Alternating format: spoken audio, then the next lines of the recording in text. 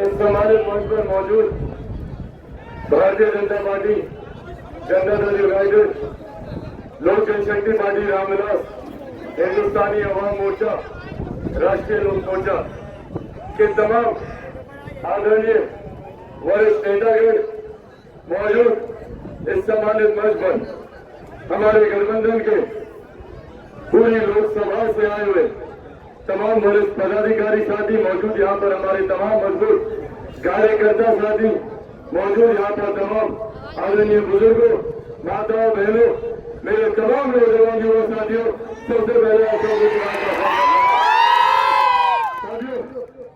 आज जिस उद्देश्य से आप लोगों के बीच आया हूं, आप लोगों को बहुत ज्यादा कुछ बताने की जरूरत नहीं है। आप सब जानते हैं कि देश में 2 चरण का चुनाव हो चुका है और इन 2 चरण के चुनाव में जो रुझान सामने आ रहे हैं, एक बात स्पष्ट है, एक बात तय है कि हमारे मौजूदा प्रधानमंत्री आदरणीय नरेंद्र मोदी जी तीसरी बार देश के प्रधानमंत्री बनने जा रहे हैं। इसमें कहीं कोई संदेह नहीं है, इसमें कहीं कोई शंका नहीं। ऐसे में जिम्मेदारी हम सबकी बढ़ जाती है।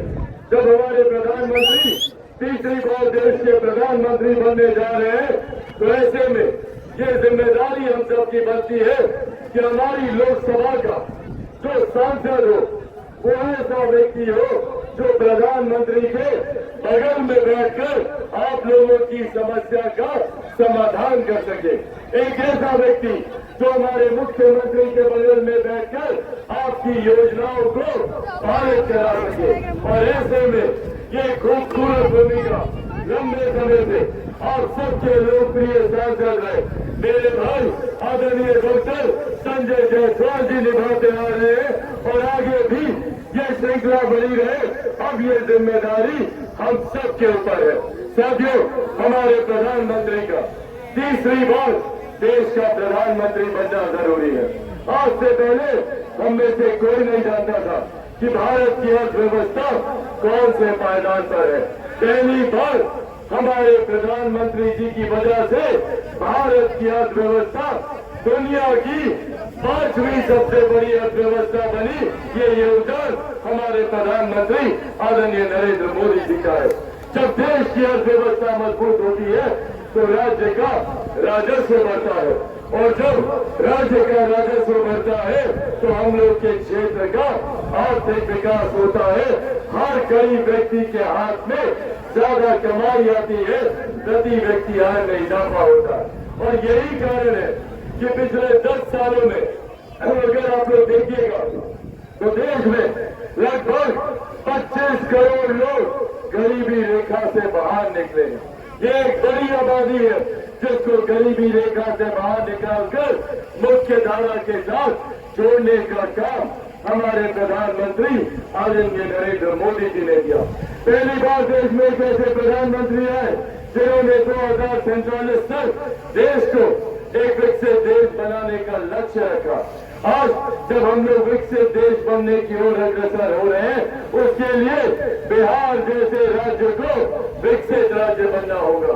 हम लोग का हर एक जिला, हर एक प्रखंड, हर एक पंचायत और हर एक गांव को आने वाले दिनों में विकसित बनाने के लक्ष्य के साथ प्रधानमंत्री जी आगे बढ़ने का काम कर रहे हैं, जिसकी नींव में हम लोगों ने काम शुरू किया।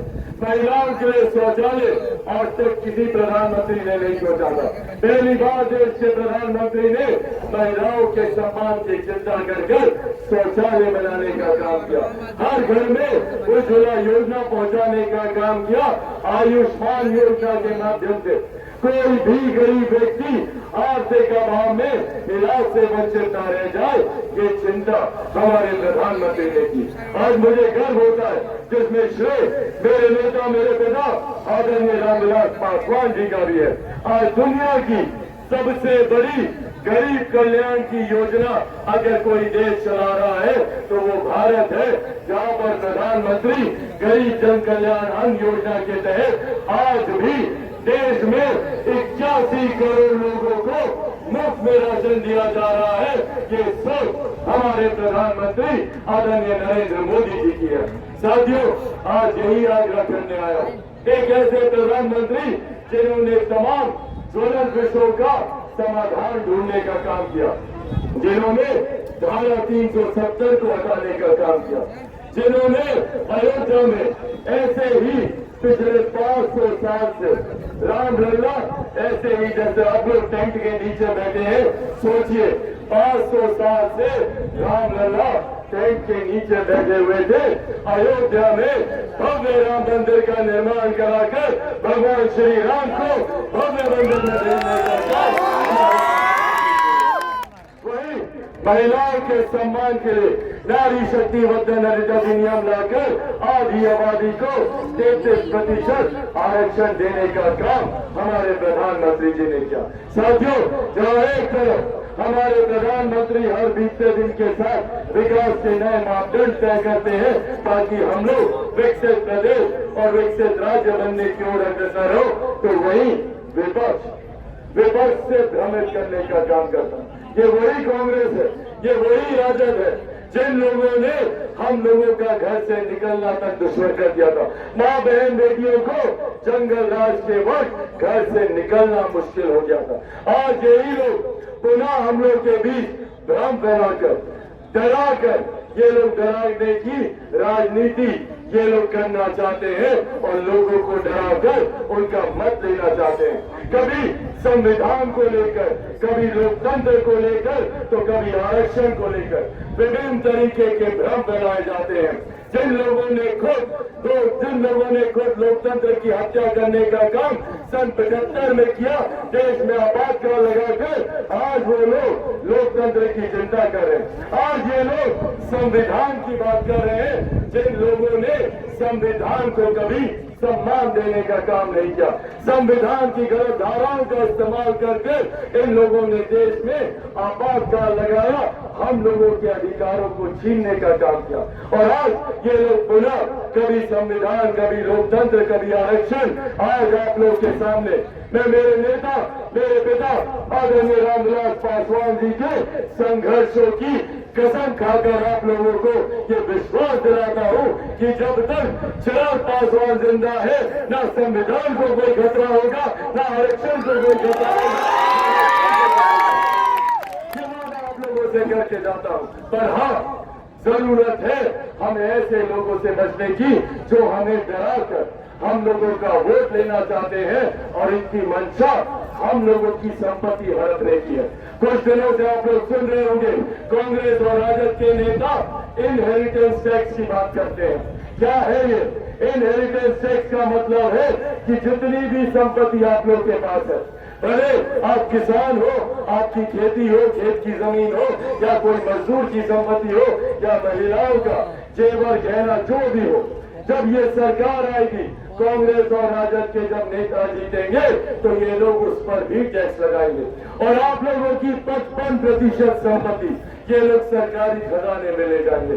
इस सोच के साथ कांग्रेस और राजद के लोग आगे बढ़ने का काम कर रहे हैं। ऐसे में साथियों, हम लोगों को समझने की जरूरत है, जो पाई हम लोगों ने जोड़ी है, ये लोग उस पाई को हड़पना चाहते हैं। जो 2 वक्त की रोटी मेहनत से कमाकर हम लोगों ने अपने बेटा बेटी बच्चों के लिए जो भी संपत्ति थोड़ी बहुत जोड़ी, कांग्रेस और राजद के लोग उस संपत्ति को हड़पना चाहते हैं।